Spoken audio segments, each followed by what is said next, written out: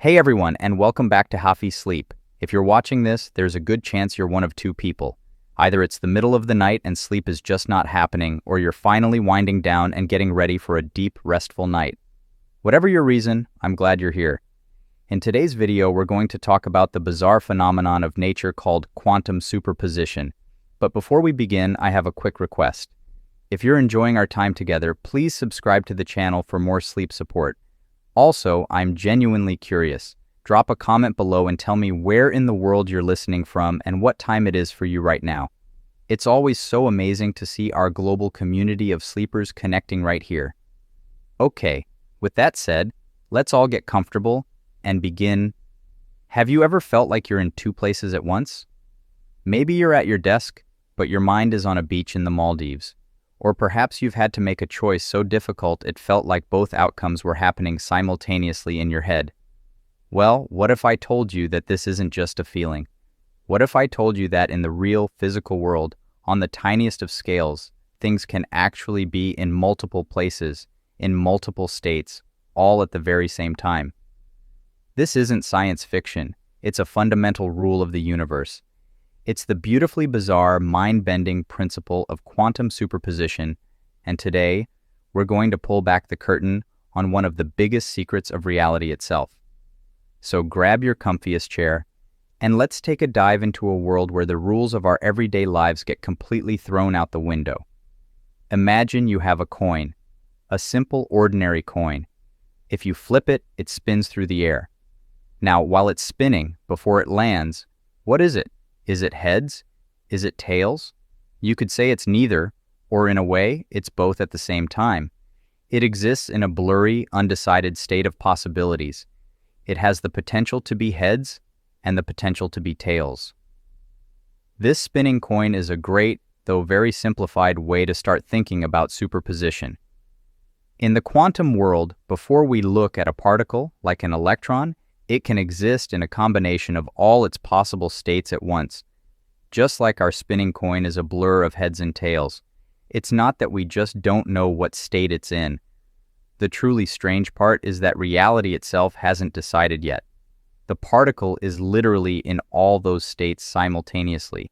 You know, it's one thing to talk about spinning coins or tiny invisible electrons being in two states at once. It's abstract. It's hard to picture, and because it's so far removed from our daily lives, we can kind of just shrug and say, well, okay, I guess tiny things are just weird. But this is where the story takes a turn, because the ideas of quantum mechanics, particularly superposition, were so profoundly unsettling, so completely against the grain of what we call common sense, that some of the smartest people on the planet just couldn't bring themselves to accept it at face value. And this includes the one and only Albert Einstein. He was a titan of physics, a man who completely reshaped our understanding of gravity, space, and time. But he was also a firm believer in a universe that was predictable and orderly. He believed in cause and effect. He felt that behind the apparent randomness of the world, there must be a deeper, hidden set of rules, like a clockwork mechanism that we just hadn't discovered yet. He famously expressed this by saying, "God does not play dice with the universe." So, when this new theory, quantum mechanics, came along and said that the universe is fundamentally, irreducibly random and uncertain, that particles exist in a fuzzy haze of possibilities until they are observed, Einstein was deeply bothered. He felt it was incomplete. The idea that a particle's property wasn't real until it was measured seemed absurd to him. It was this discomfort that led him to refer to some of the stranger implications of quantum theory, like entanglement, as spooky action at a distance. He just couldn't stomach a reality that was so dependent on chance and observation. And he wasn't alone. Another brilliant physicist of that era, an Austrian named Erwin Schrodinger, felt a similar unease. In 1935, Schrodinger decided he wanted to show his colleagues just how bizarre, how utterly ridiculous their interpretation of quantum mechanics was if you took it to its logical conclusion. He wanted to create an example so vivid and so unsettling that it would force everyone to confront the sheer madness of it all. He didn't set out to prove superposition was real, he set out to mock it. He devised a thought experiment, a story designed to drag the weirdness of the quantum world out of the shadows of the microscopic and into the bright, familiar light of our macroscopic world. And in doing so, he accidentally created the most famous, most enduring, and most wonderfully disturbing illustration of quantum mechanics ever conceived. You have almost certainly heard of it because it involves a box, a diabolical device, and one very, very unlucky and thankfully completely imaginary cat. This is, of course, the story of Schrodinger's cat. So, let's follow Schrodinger's recipe. Let's build this infamous experiment together piece by piece right here in our minds. First, we need a box. This can't be just any old cardboard box. This has to be the ultimate fortress of solitude. It must be completely sealed, opaque, soundproof, and shielded from any and all outside influence. No light can get in, no sound can get out. No heat, no radiation, no vibrations. We have to imagine a container that perfectly isolates its contents from the rest of the universe. This absolute isolation is incredibly important because, as we've learned, the act of observation of any interaction with the outside world is what forces a quantum system to collapse out of its fuzzy state of superposition. So, our box acts as a shield, a protective bubble that allows the quantum weirdness inside to develop and persist, undisturbed by the prying eyes of the classical world. It's a sacred space where the strange rules of the quantum realm can run wild. Now, for the second ingredient, the one that makes this thought experiment so memorable and so controversial. Inside this perfectly sealed box, we place a cat. And yes, before your heart sinks and you start dialing the number for the Faisalabad RSPCA, let's say it again, loud and clear for everyone in the back. This is a thought experiment. It only ever happened in the minds of physicists. No cats were, or ever will be, harmed in the explanation of quantum mechanics. The choice of a cat is a stroke of genius on Schrödinger's part. He could have chosen a clock to see if it was running or stopped, or a chemical that had either reacted or not. But he chose a cat. Why? Because a cat is a complex living being. It's warm, it purrs, it breathes. It is unambiguously alive, and its opposite state, death, is equally unambiguous. There's no in-between. Using a cat makes the paradox visceral. It forces us to confront the question of where the boundary between the quantum world of possibilities and the classical world of definite realities lies. Can something as complex and as definitively alive as a cat truly exist in a state of suspended, blurry reality? By putting a familiar living creature at the heart of the dilemma, Schrödinger masterfully amplifies the absurdity he's trying to point out. All right, we have our isolated box and our perfectly safe imaginary feline occupant. Now we need to introduce the element of quantum chance. This is the trigger, the heart of the entire mechanism.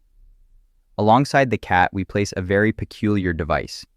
The core of this device is a single solitary radioactive atom, just one. Now, what does it mean for an atom to be radioactive? It simply means it's unstable, like a precariously balanced tower of blocks. It wants to settle into a more stable state, and to do that, it has to shed some energy by releasing a particle. This process is called radioactive decay. The absolutely crucial thing about decay, the part that makes it the perfect engine for this experiment, is that it is a fundamentally random probabilistic event. For any single radioactive atom, you can never, ever predict the exact moment it will decay. You can know its half-life, which tells you the time it takes for half of a large group of these atoms to decay. So, for our specific atom, let's say it has a half-life of 1 hour. This means that if you were to watch it for exactly 1 hour, there is a perfect, clean, undeniable 50-50 chance that it will have decayed. It's the universe's ultimate coin flip. It's not that there's some hidden internal clockwork inside the atom counting down to its decay. There isn't.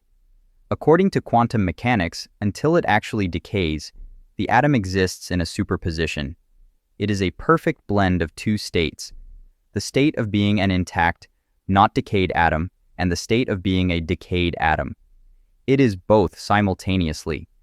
This single, uncertain atom is the seed of quantum weirdness that is about to infect the entire box. But how do we link the fate of this tiny, invisible atom to the fate of our very large, very visible cat? We need an amplification system. We need a chain reaction, a sort of macabre Rube Goldberg machine. So, next to the atom, Schrodinger places a Geiger counter. A Geiger counter is a simple device designed to do one thing: detect the radiation that is emitted when an atom decays. It's a particle detector. So if our atom decays, the Geiger counter will let out a little click. Now this Geiger counter is rigged to a switch. The moment it clicks, it triggers the release of a hammer that is held in place, perhaps by a latch or an electromagnet. The hammer is poised menacingly over a small, fragile glass vial, and inside that vial is a potent poison, let's say hydrocyanic acid, something that would act swiftly and decisively. This whole contraption is a bridge. It's an infernal machine designed to take the microscopic quantum uncertainty of the atom and blow it up to a macroscopic life or death scale. Let's trace the chain of events. If the atom decays, it releases a particle. The Geiger counter detects the particle and clicks. The click triggers the hammer to fall. The hammer smashes the vial of poison. The poison is released, and in this most unfortunate scenario, the cat dies. On the other hand, if the atom does not decay, the Geiger counter remains silent. The hammer stays put. The vial remains unbroken. The poison stays safely sealed, and the cat lives, blissfully unaware of the quantum sword of Damocles hanging over its head. The link is forged. The connection is absolute. The fate of the atom and the fate of the cat are now inextricably intertwined. One cannot be determined without the other. So the stage is set.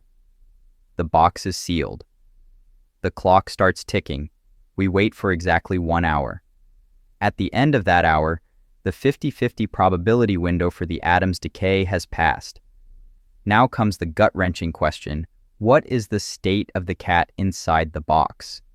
Let's start with our everyday logic, with the common sense we've built up over our entire lives. Our intuition screams that the answer is simple. Inside that box, a definite event has or has not happened. The atom has either decayed or it hasn't. The poison has either been released or it hasn't. Therefore, the cat is either alive or it is dead. Period. We just don't know which one. Our situation is one of ignorance. The reality inside the box is fixed and determined. It's just hidden from us. The cat has a definite state, and when we open the box, we are not creating that state, we are simply revealing it. We are discovering a pre-existing fact. This is the classical answer, the one Einstein would have championed. It's clean, it's logical, and it preserves a reality that exists independently of our knowledge of it.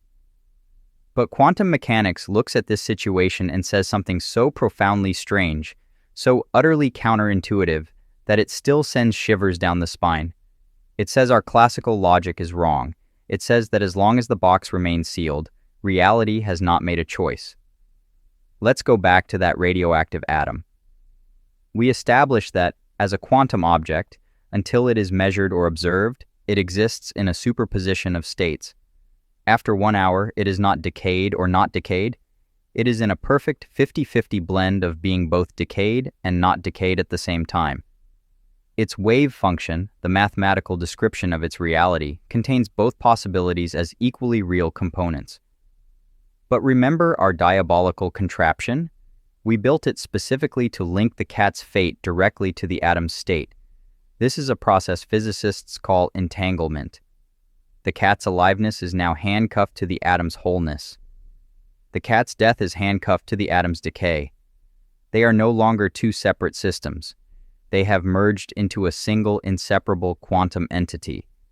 You can no longer describe the state of the cat without also describing the state of the atom. Their destinies are one. And because of this entanglement, the quantum weirdness of the atom, its superposition, leaks out and infects the cat.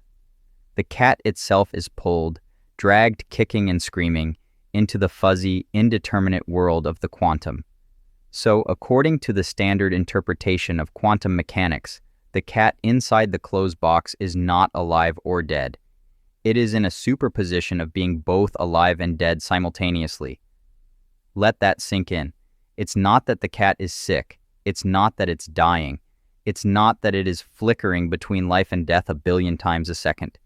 It is, in a very literal sense, both a 100% alive cat and a 100% dead cat existing in the same space at the same time. The text calls it a zombie ghost cat, and that's a wonderfully evocative way to put it. It's a phantom of possibility. The entire system inside the box, atom, Geiger counter, hammer, poison, and cat, is described by a single combined wave function. This wave function has two main branches, two parallel realities coexisting within the box. One branch of the wave function describes an intact atom and a living, purring cat. The other branch describes a decayed atom and a tragically deceased cat. And until we open the box, both of these branches are equally real. The box contains a ghostly overlay of two distinct universes. It exists as a wave of possibilities, a perfect 50% probability of a living cat and a 50% probability of a dead cat, all mixed together in one bizarre quantum cocktail. This is the absurd conclusion Schrodinger wanted to highlight. How can a cat be both alive and dead? What does that even mean? A cat is a complex macroscopic object. We expect it to have definite properties. This paradox pushes us to our conceptual limits. It forces us to ask where the quantum rules stop and the classical rules begin. Is a Geiger counter big enough to be considered a classical observer that collapses the wave function? Is the cat itself an observer? Does consciousness have anything to do with it? This single thought experiment opens up a Pandora's box of the deepest philosophical questions in all of science. And now, for the grand finale, the moment of truth. After waiting our hour, filled with dread and philosophical confusion, we reach out and open the box. We look inside. The very instant we do this, the instant the quantum system inside the box interacts with the classical world outside, the spell is broken. Our act of observation forces nature to quit procrastinating. It has to make a choice. The superposition collapses. The wave function, which was a beautiful, complex mixture of two possibilities, instantly and randomly snaps into just one of them. The wave of possibilities that describe the zombie ghost cat instantly resolves into a single, definite, undeniable reality. And what do we find? We find a cat that is either 100% alive, probably a bit grumpy from being in a box for an hour, or a cat that is 100% dead. We will never ever open the box to find a cat that is half alive and half dead. We never find a superposition. The outcome is always classical, always definite. The quantum weirdness stays hidden behind the curtain. We only ever get to see the final result, the reality that was randomly chosen from the superposition at the exact moment we intervened. Looking at it, measuring it, forces one of the two parallel universes inside the box to vanish, leaving the other one as the single reality we experience. And which one will it be? We can't know. The theory can tell us the odds, 50-50 in this case, but the actual outcome is a roll of the cosmic dice. The universe flips its coin, and we are left to deal with the consequences, and in this thought experiment, to either celebrate the life of a very lucky cat, or to mourn its tragic quantum-induced demise. And that is the profound, disturbing, and utterly brilliant lesson of Schrödinger's cat. This act of measurement or observation is the key. It's the bridge between the weird, fuzzy quantum world of superposition and the solid, definite classical world we experience. It's like our spinning coin finally landing. The moment it hits the table, the spinning stops, the blurriness is gone, and it's definitively heads or tails. In the same way, looking at a quantum system, or even interacting with it in any way, forces it out of its superposition and into a single state. This is called the collapse of the wave function. Imagine the wave function as the most detailed and sophisticated probability map you can possibly conceive. It's not a map of where a particle is, but a map of where you might find it if you went looking. This map isn't drawn on flat paper, it's a shimmering, three-dimensional landscape of possibilities spread throughout space. The particle itself is a bit of a ghost, existing in a haze of could be here and could be there, until the moment you force it to pick a spot. Now this map, our wave function psi pex, is a mathematical description, and its height or intensity at any given location isn't a physical height like a mountain. but the relative probability of the particle manifesting there. A higher amplitude in the wave function at a specific point means a higher chance of the particle appearing there upon measurement. So, when your quantum particle is in that blurry state of superposition, like our spinning coin, its probability map is spread out and wavy, describing all the possible outcomes at once. This leads us to one of the biggest head-scratchers in all of science: the measurement problem. The equations of quantum mechanics, specifically Erwin Schrödinger's famous wave equation, are brilliant at describing how this probability wave evolves and shifts over time in a smooth and predictable way. It's a continuous dance. But this elegant equation does not contain any instruction for the sudden, jarring, and random collapse we were just talking about. The collapse is like a magic trick that we all agree happens, but no one can find the secret trapdoor. Physicists have to manually add this collapse as a separate, ad hoc postulate to connect the beautiful math to the experimental results we see in the lab. It's as if the theory is 99% complete but is missing the most important page, the one that explains what really happens at the moment of truth. So, what is it about measurement that causes this collapse? Is it the physical act of looking? Is it the interaction with a conscious mind? Or is it something else entirely? This question has spawned a universe of different interpretations, each with its own fascinating implications. The most historically famous is the Copenhagen interpretation, championed by figures like Niels Bohr and Werner Heisenberg. In this view, you just have to accept that there's a fundamental divide between the quantum world and our classical world. The wave function isn't a real physical thing, it's just a representation of our knowledge. The moment we gain that knowledge by measuring, our knowledge wave collapses, and the particle snaps into a definite reality. It's a don't ask, don't tell policy for physics, and while it works for making predictions, it leaves many people feeling a bit unsatisfied, as it puts a special, undefined status on the act of measurement itself. Then there's a truly mind-bending alternative, the many worlds interpretation. Proposed by Hugh Everett in the 1950s, this interpretation does away with the collapse altogether. It says the wave function never collapses. Not ever. So what happens when you measure that electron in superposition? The entire universe splits. In one branch of reality, you see the electron in one state, and in another, equally real branch, a version of you sees it in the other state. Every possible outcome of every quantum event actually happens, but we, as conscious observers, only get to ride along one branching timeline.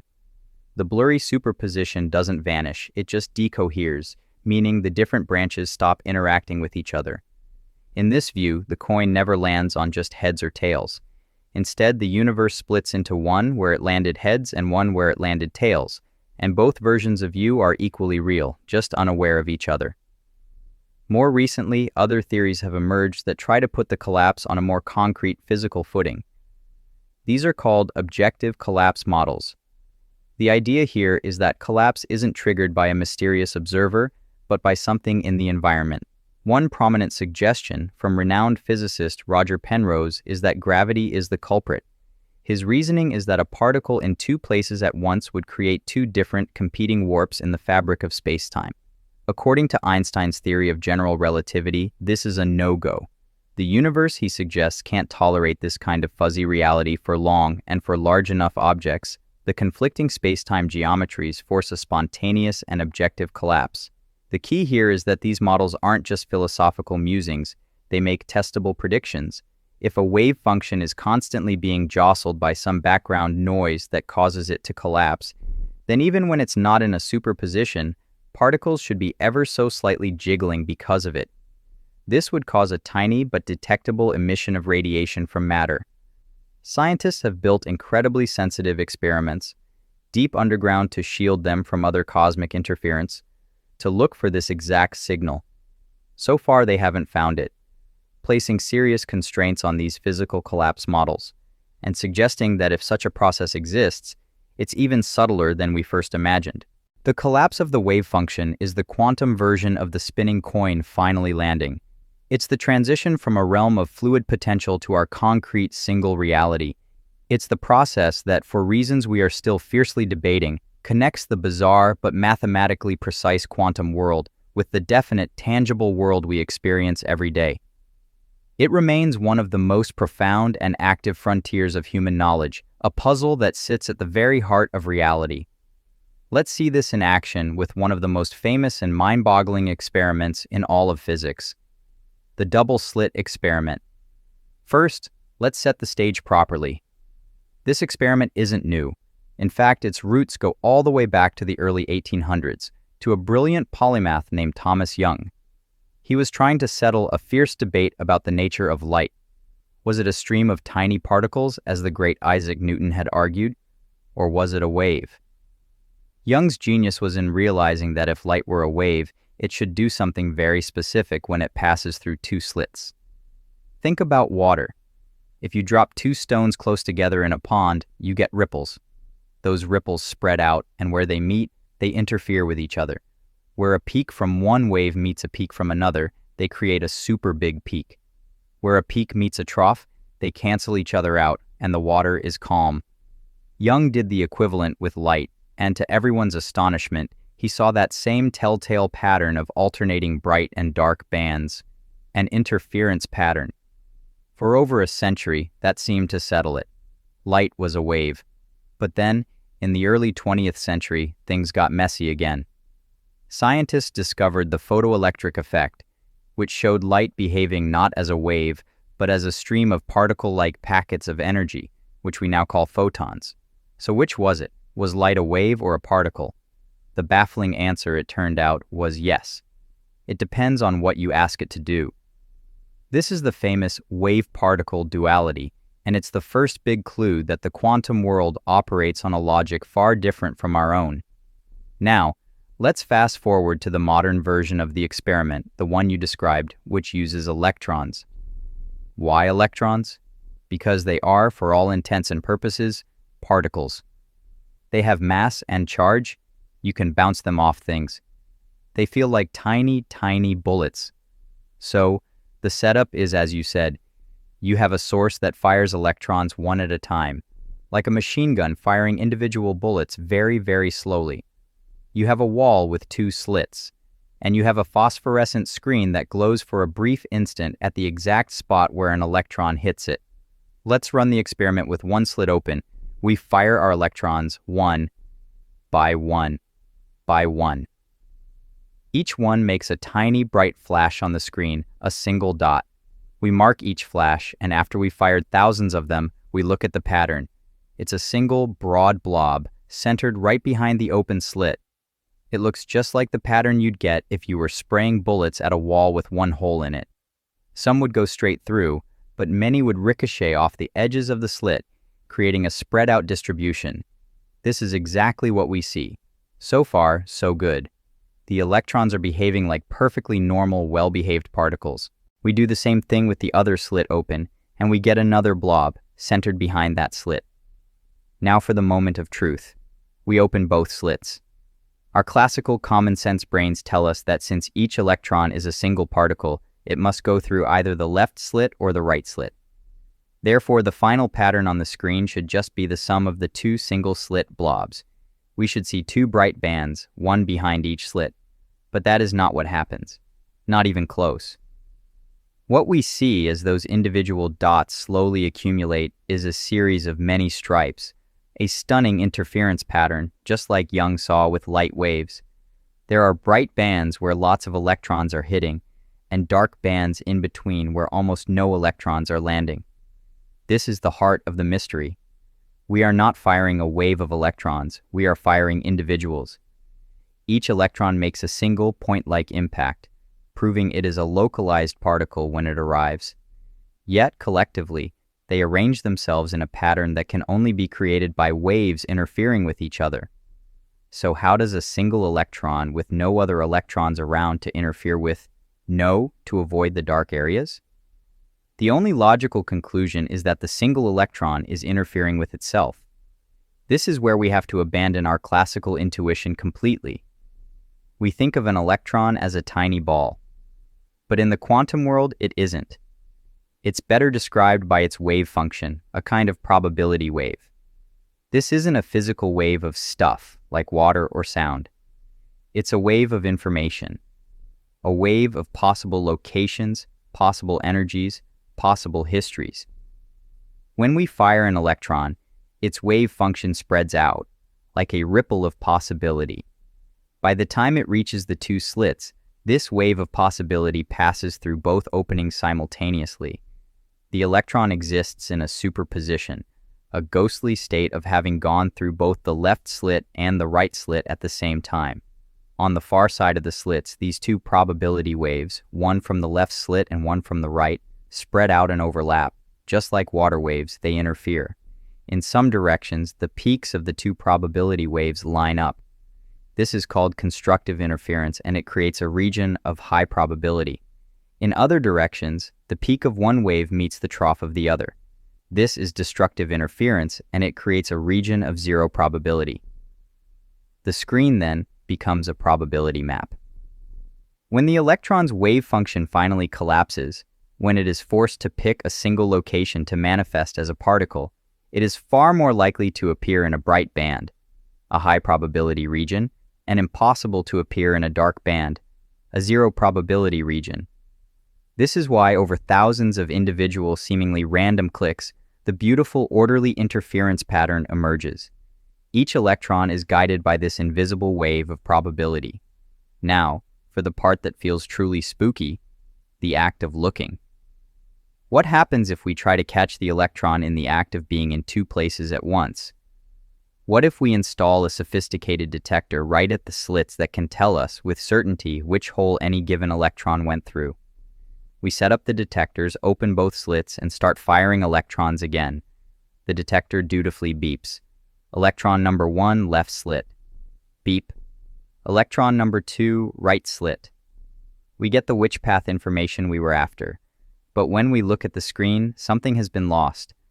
The beautiful multi-striped interference pattern is gone. In its place are the two simple, boring blobs, just as if we were firing classical marbles. It's as if the electron, once observed, shyly abandons its weird, wavy behavior and decides to act like a normal particle. The very act of measuring which path it took has forced it to collapse its superposition. It can no longer be in the state of both left and right. Our measurement has forced it to be either left or right. And by becoming a definite particle with a definite path, it loses its wave-like ability to interfere with itself. Now, a crucial point here that often gets misunderstood. Observation doesn't necessarily mean a human is consciously looking. It means any interaction with the environment that is strong enough to record the which path information. If a photon bounces off the electron and carries that information out into the world, that's enough to collapse the wave function. The universe, it seems, cannot tolerate a secret being known. The moment there is a physical record of which slit the electron went through, the quantum magic vanishes and classical reality takes over. This has been tested with mind-boggling precision. In a breathtakingly elegant modern version of this experiment performed just recently in 2025 by a team at MIT, they used individual atoms as the slits and single photons of light. They were able to control the fuzziness of the atoms, how certain they were of the atom's position. They found a perfect push and pull relationship. The more precisely they could determine the path of the photon, its particle nature, the fainter the interference pattern, its wave nature, became. They confirmed that you can never see both natures at the same time. It's a cosmic game of now you see it, now you don't. This phenomenon is so fundamental, it's enshrined as the principle of complementarity. So, what are we left with? The double-slit experiment is more than just a parlor trick. It is a profound window into the fabric of reality.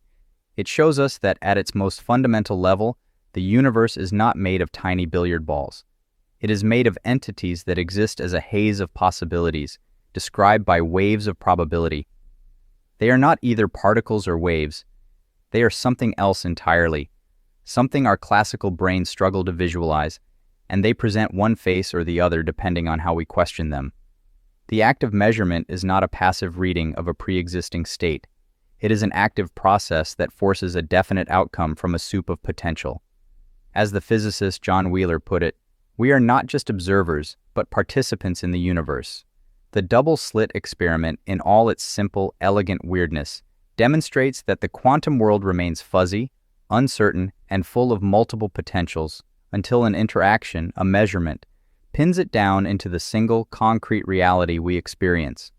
It tells us that the very act of looking at the cosmos changes it, and that at its heart, reality is a conversation between the possible and the actual.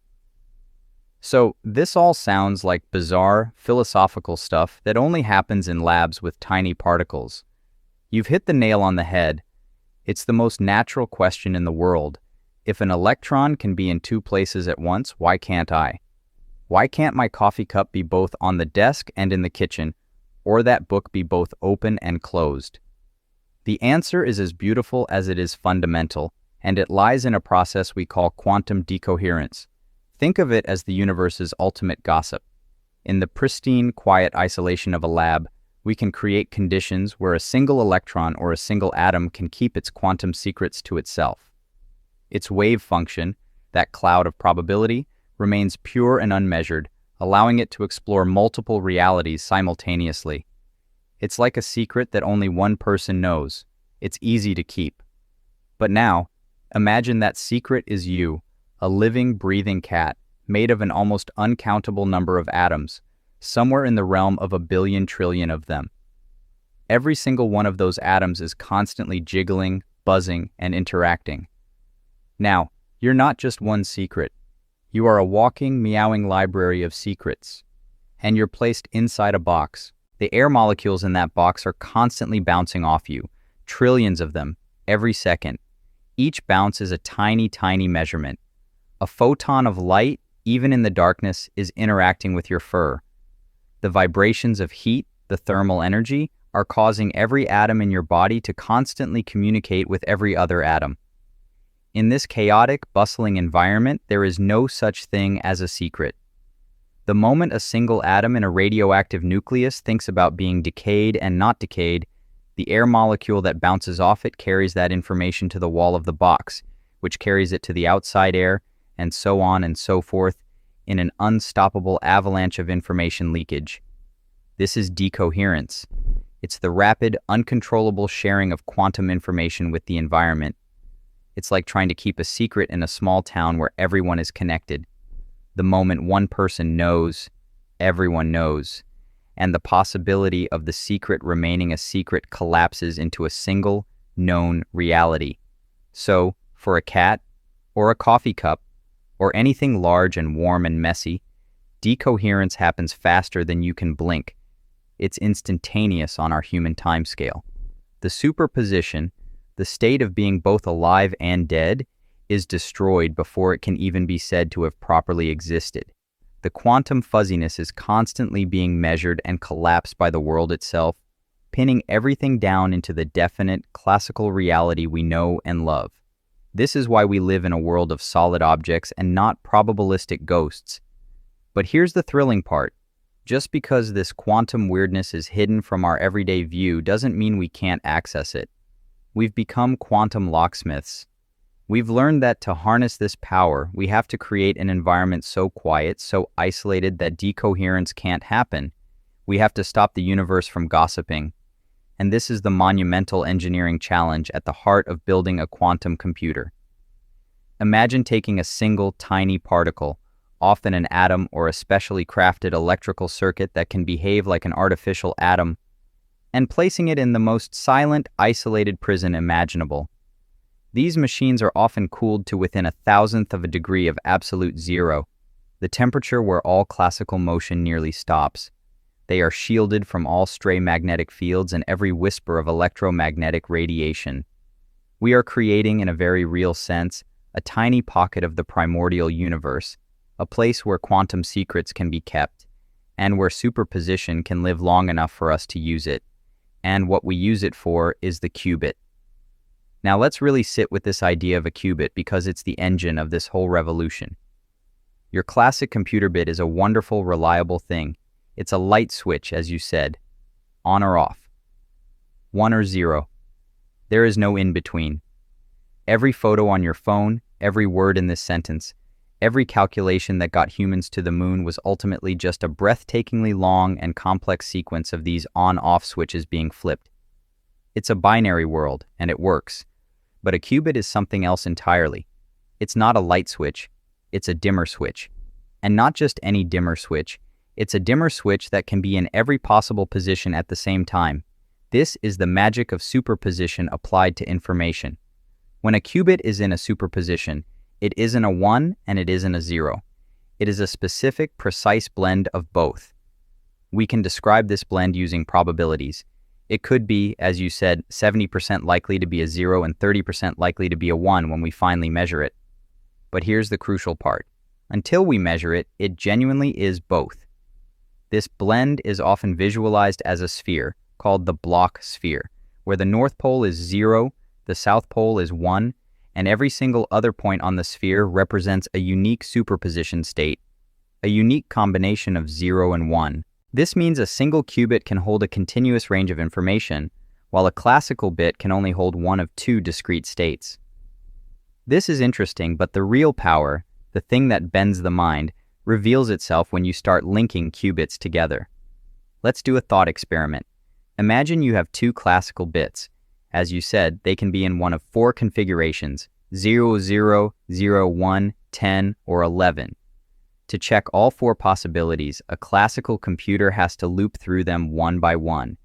It's like having four doors, and you have to open them sequentially to see what's behind them. Now take two qubits. Because each one can be in a superposition of 0 and 1, the two of them together can be in a superposition of all four states, 0, 0, 0, 1, 10, and 11 simultaneously. It's as if you created a single magical key that when you turn it opens all four doors at the same time and peers inside all of them. You haven't just done four calculations in the time it takes to do one. You've done them all at the exact same time. This is the concept of quantum parallelism. Now let's scale this up because the numbers quickly become astronomical, and that's where the true potential lies. With 3 qubits, you can be in a superposition of 8 states. With 4 qubits, 16 states. This grows exponentially. This word, exponentially, is thrown around a lot, but here it has a concrete universe-bending meaning. Let's take a walk up this exponential ladder. With 50 qubits, you can be in a superposition of over a quadrillion states. That's a 1 with 15 zeros after it. With 100 qubits, the number of simultaneous states is about 1.3 nonillion. That's a number so vast it dwarfs the number of stars in the observable universe. With 300 qubits, the number of superposed states is 2 to power 300, which is roughly 10 to power 90. And the estimated number of atoms in the entire observable universe is only about 10 to power 80. Let that sink in. A device holding just 300 quantum particles could, in principle, hold more simultaneous computational states than there are atoms to build the entire cosmos. This isn't just a bigger engine. This is a whole new way of flying. But, and this is the most important but in the entire field of quantum computing, it's not as simple as just having all these answers at once. You can't just look at the qubits and see all the answers because the moment you measure them, the wave function collapses, and you get just one random result from the superposition. It would be like having a million parallel universes to solve a problem, but the moment you try to look, you only get to see the answer from one of them, chosen at random. That doesn't help you. The sheer brilliant ingenuity of quantum algorithms is that they are designed to choreograph the collapse. They use the quantum properties of interference, the same phenomenon from the double-slit experiment, to their advantage.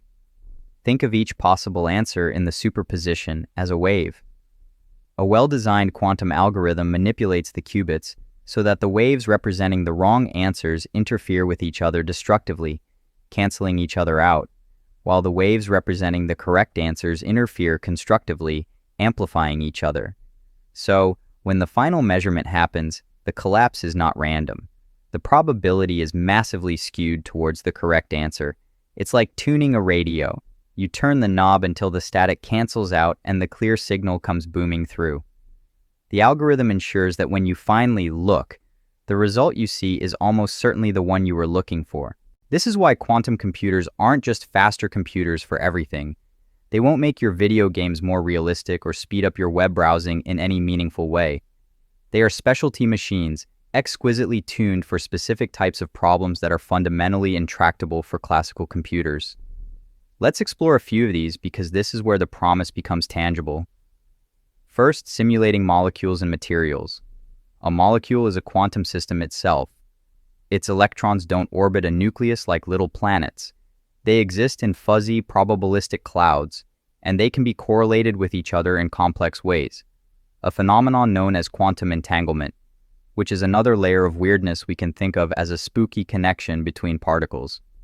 Trying to simulate the behavior of a large molecule, like one for a new drug, on a classical computer is brutally hard. The computational power required grows exponentially with the number of electrons. That's why drug discovery often involves a lot of trial and error in a lab. We can't perfectly model how a candidate molecule will behave. But a quantum computer is a quantum system. It can, in a sense, act as a digital analog of the molecule. By setting up its qubits to represent the electrons and allowing them to interact under the same quantum rules, the computer can naturally explore the molecule's possible states and tell us which configuration is the most stable, or how it will react with another molecule. This could revolutionize the design of new pharmaceuticals, creating life-saving drugs in years instead of decades, or help us design new catalysts to pull carbon dioxide out of the atmosphere or create more efficient fertilizers to feed the world. Another application is in optimization. Our world is full of massively complex optimization problems.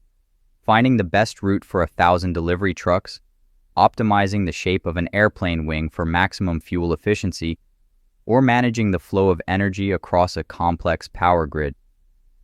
These are often combinatorial explosion problems, where the number of possible solutions is so vast that no classical computer can check them all.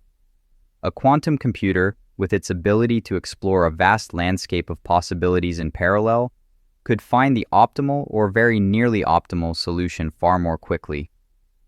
This could lead to radical efficiencies in nearly every industry, from logistics to finance to artificial intelligence. It's fascinating how a principle as bizarre as superposition isn't confined to futuristic labs, but is secretly woven into the fabric of the technology we use every single day. It's the silent, invisible engine behind so much of our modern world. Let's pull back the curtain on these everyday miracles, starting with the most common one, the humble laser pointer. Think about that little red dot you might use to play with a cat or to highlight something on a presentation screen. That clean, sharp beam of pure red light is a direct product of the quantum world, and specifically, of how electrons inside atoms manage their energy in strict quantized steps. Imagine an electron orbiting an atom's nucleus not like a planet around a sun, but as if it's standing on a tiny energy ladder. It can't stand just anywhere. It can only exist on specific rungs. When it's minding its own business on a low rung, it's in its ground state. But if it gets a little kick of energy, say from an electric current, it can jump up to a higher, more excited rung. But here's the thing, it doesn't like it up there. It's unstable, like balancing on a wobbly ladder, and it wants to fall back down to its comfortable ground state. When it does, it has to shed that extra energy it borrowed, and it does so by releasing a single particle of light, a photon. This is a quantum leap in the truest sense, a discrete, instantaneous jump between two defined energy levels. Now, if this was all that happened, you'd just get a random, messy flash of light. But the magic of a laser comes from a beautiful quantum process called stimulated emission. Here's how it works. When one of these excited electrons is just about to fall back down, if a photon of the exact right energy happens to fly by, it can stimulate the electron to make the jump immediately. And when it does, it doesn't just release one photon. It releases a second photon that is an absolutely perfect copy of the first one. Same energy, same color, same wavelength, and moving in lockstep in the same direction. It's like a quantum cloning machine for light. We then trap these two identical photons between mirrors, where they zoom back and forth, stimulating more and more excited electrons to release even more identical photons. This creates an avalanche of perfectly synchronized light particles, all marching together in a single coherent, powerful beam that we then let escape through a partially transparent mirror. That's your laser beam. It's not just light, It's light that has been organized by the quantum rules governing electrons. This same principle is what powers the laser scanners at grocery store checkouts, the fiber optic cables that carry the internet across oceans, the precision tools that perform eye surgery, and the printers that sit in your home office.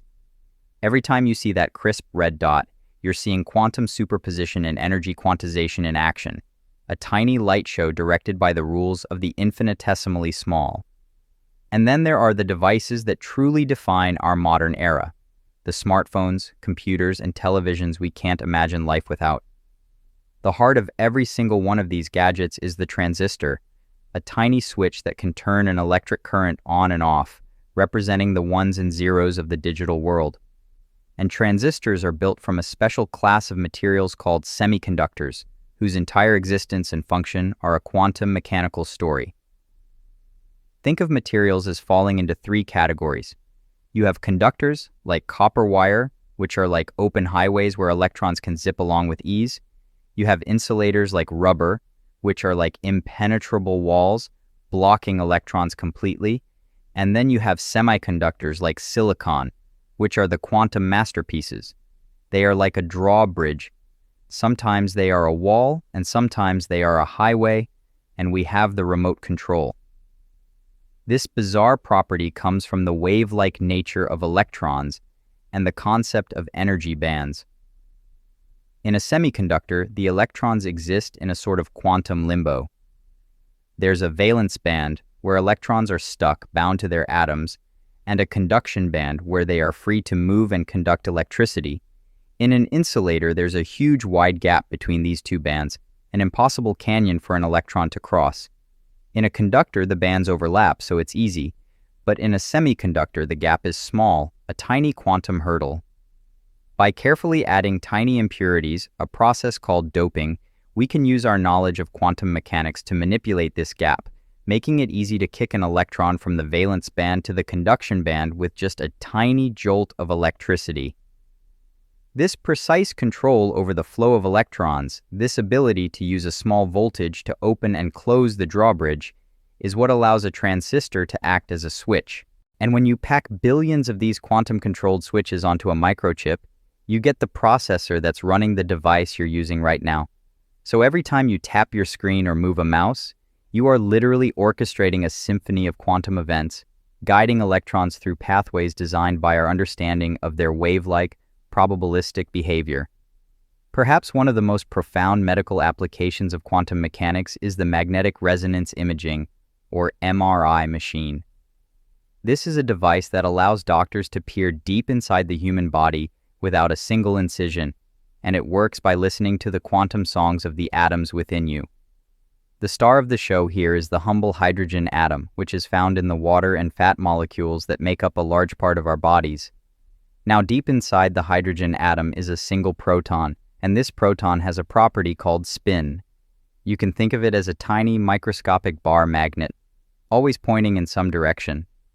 Normally, inside your body, the spins of all these trillions of proton magnets are pointing in random, different directions, canceling each other out.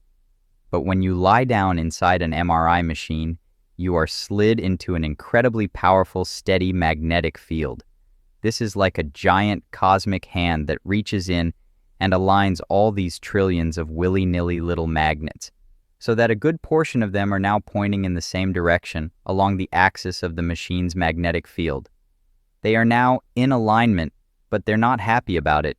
They're like a bunch of compass needles being held in place, wobbling with a specific energy. Here's where the quantum part comes in.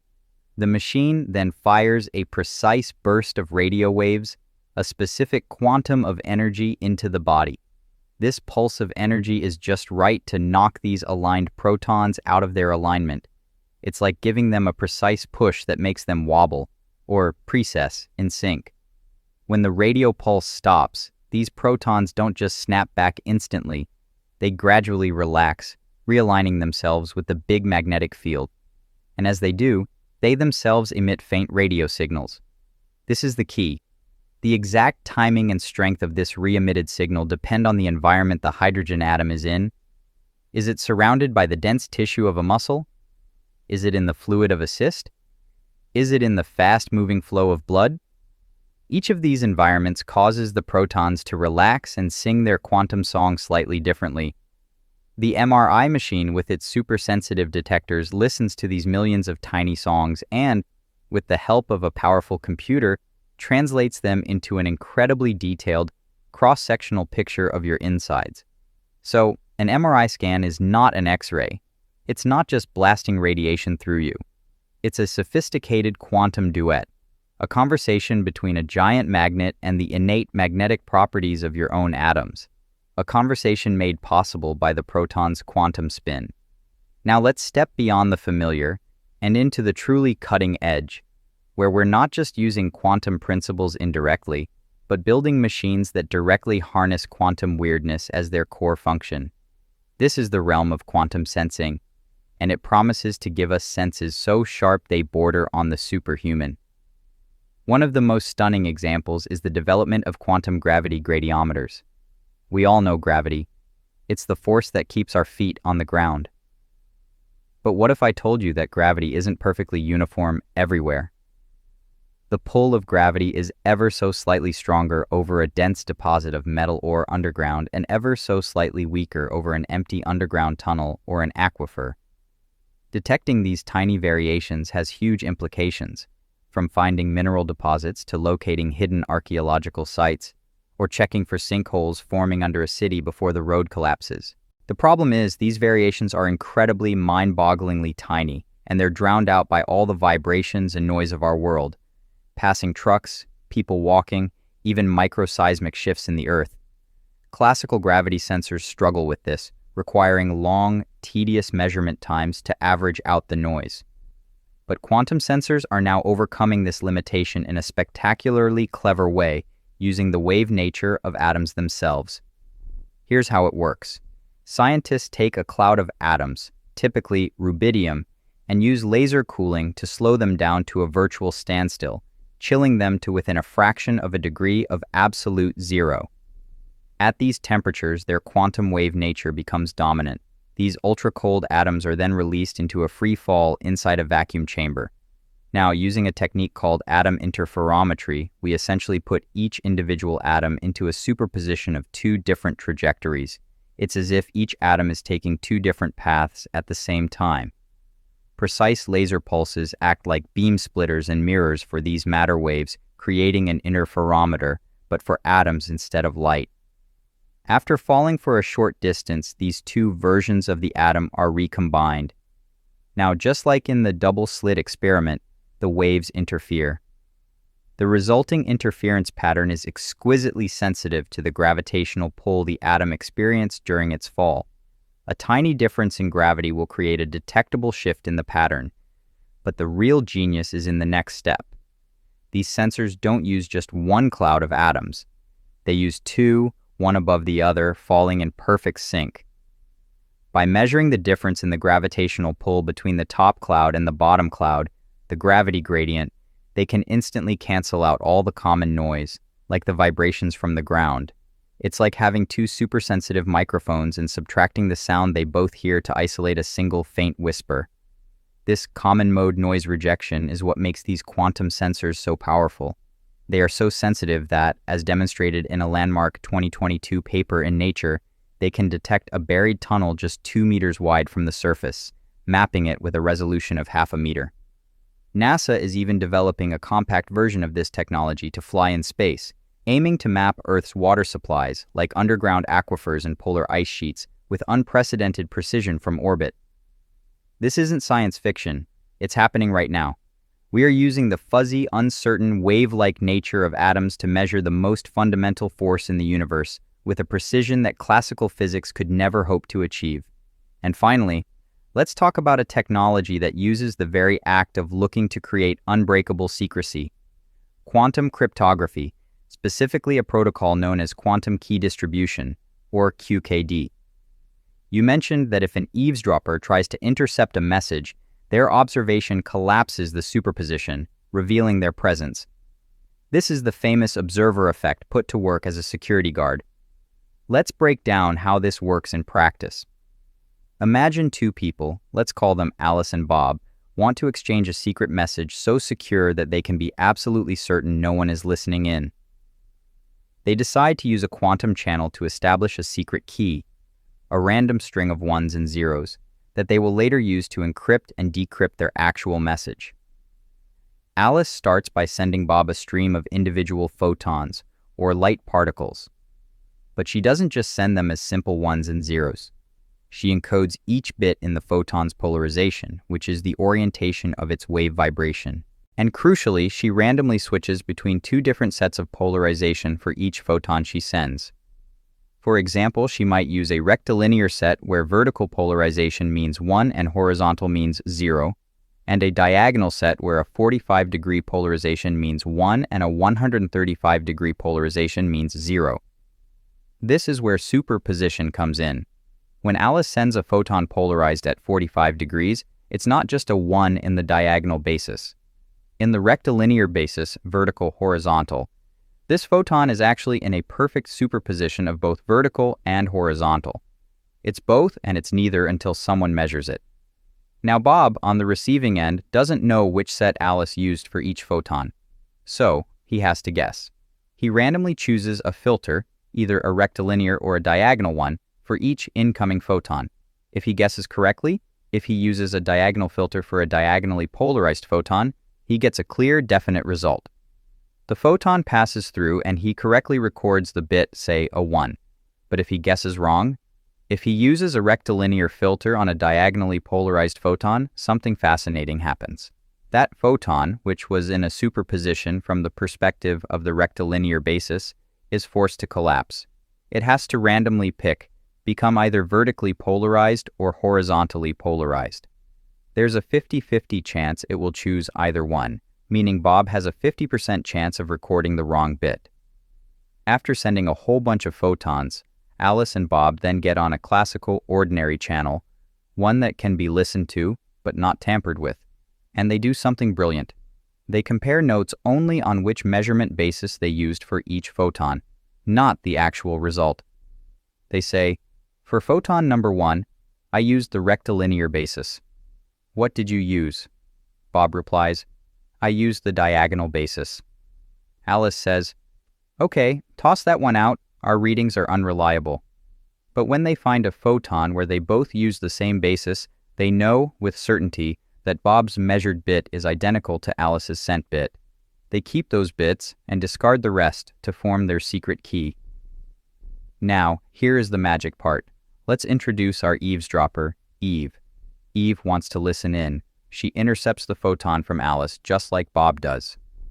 But she has the same problem Bob had. She doesn't know which basis to use. So she guesses, just like Bob. She measures the photon, collapsing its superposition, and then she has to resend a new photon to Bob, hoping to cover her tracks. But when she resends it, she can only send it in the basis she measured it in. If she guessed wrong, the photon she sends to Bob will be in the wrong state. This introduces errors, discrepancies between what Alice sent and what Bob ultimately receives. After they've built their key, Alice and Bob can do one final, simple check. They publicly compare a small, random portion of their secret key.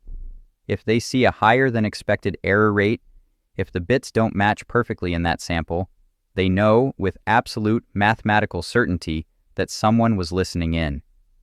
The very act of eavesdropping, the quantum measurement itself, has left an indelible fingerprint on the communication.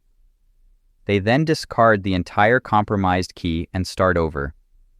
If the sample matches perfectly, they can be 100% sure their key is secure and was never observed, and they use the rest of the key to encrypt their message. This is what is meant by unhackable. It's not that it's difficult to hack, it's that the laws of physics themselves make it impossible to hack without being detected. This is not just a theoretical idea, it's a technology that is being deployed right now to protect the most sensitive financial and government communications, turning the spooky action of quantum measurement into the ultimate guardian of our digital secrets. So, you see, from the laser in your DVD player to the MRI saving lives in a hospital, from the smartphone in your pocket to the sensors that will map our underground resources and the communication systems that will protect our future, The principle of superposition is not just a laboratory curiosity. It is a fundamental and powerful part of our reality, and we are only just beginning to learn how to listen to its rhythm and harness its song. So, what is quantum superposition? It's the universe's secret rule that allows the smallest pieces of reality to exist in a blurry state of all possibilities at once. It's a spinning coin that is both heads and tails. It's a cat that is both alive and dead. It's an electron that takes every path simultaneously. It is the fundamental weirdness that lives just beneath the surface of our everyday world, a world that only snaps into the sharp focus we are used to when we, the observers, take a look. It's a concept that challenges our deepest intuitions about reality, forcing us to accept that the universe is far more mysterious, probabilistic, and magical than it first appears. The world we see is just one outcome, one branch of a reality that, on its deepest level, is a shimmering, superpositioned wave of infinite possibilities. And the more we learn to understand and work with this principle, the more we unlock a future that we are only just beginning to imagine. Good night. Have a deep, calm sleep.